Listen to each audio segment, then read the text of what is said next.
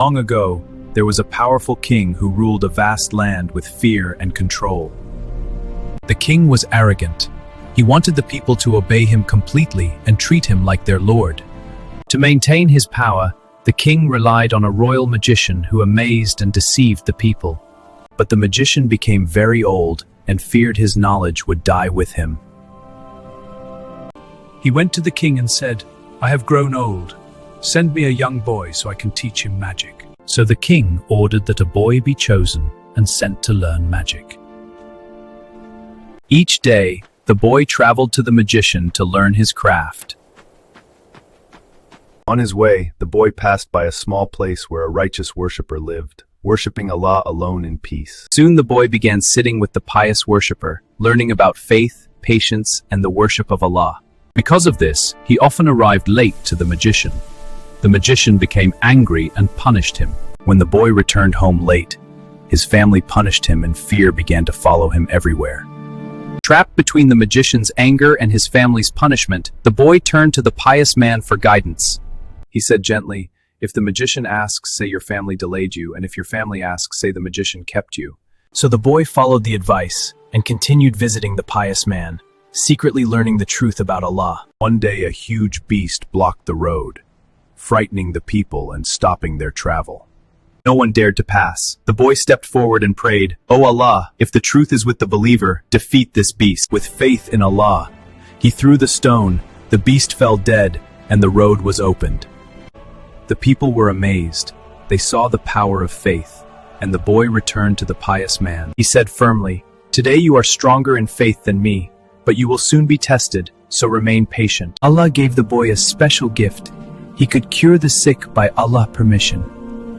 But he always said, "I do not heal, Allah heals." Soon, the news spread across the land. People began coming to the boy, seeking healing by Allah's permission. One day a blind man from the king's court came to the boy with many gifts and said, "If you cure me, these gifts are yours." But the boy replied, "I heal no one, it is Allah who heals." Then the boy said to him, "Believe in Allah, and I will pray to him for your healing." The man believed in Allah. By Allah's permission, his sight was restored.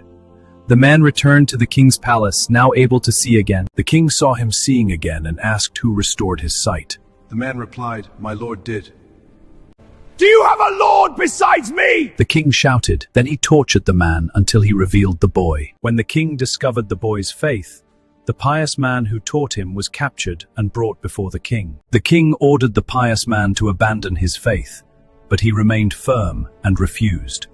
The king ordered a saw to be placed on his head, and the pious man was cut in two for refusing to abandon his faith. Then the king brought the man whose blindness had been cured and ordered him to abandon his faith. He refused to abandon his faith, so the king ordered that he too be cut in two. Then the boy was brought before the king after the two believers had been killed. The king brought the boy before him and said, "I heard you heal people with magic." The boy said, "I do not heal anyone. Only Allah heals." The king ordered his soldiers to take the boy to the highest mountain and throw him down if he refused to abandon his belief. At the mountain peak, the boy turned to Allah in sincere prayer, asking to be saved from them. As the soldiers prepared to push him, the mountain suddenly shook and they fell, while the boy was saved. By the will of Allah, the boy returned safely to the king, while the soldiers who took him were gone. The king became furious that the boy was still alive. He determined to kill him again. The king ordered his soldiers to take him far into the sea and drown him if he refused to abandon his faith. As the boat reached the deep sea, the boy raised his hands and prayed, "O Allah, save me from them however you will." Suddenly the sea began to shake violently. The soldiers lost control, the boat overturned, and they all drowned while the boy was saved by Allah. Miraculously saved, the boy returned and stood before the king again. Shocked, the king asked, "What happened to the soldiers?" Calmly, the boy said he was saved from them.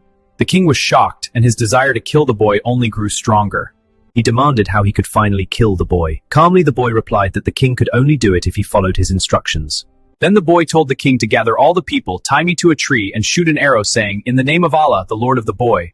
Just as the boy had said, the king gathered all the people, and the boy was tied to a tree.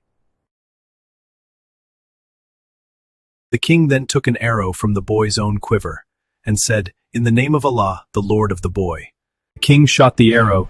It struck the boy on his head. The boy placed his hand upon the wound, and he died. When the people saw this, they cried out, "We believe in the Lord of the boy, we believe in the Lord of the boy." Then the king came to know the people had believed in the Lord of the boy. Filled with anger, he ordered trenches to be dug and fires to be prepared within them. The believers were brought to the trenches. They were told, "Leave your faith or enter the fire." The mother hesitated with her baby.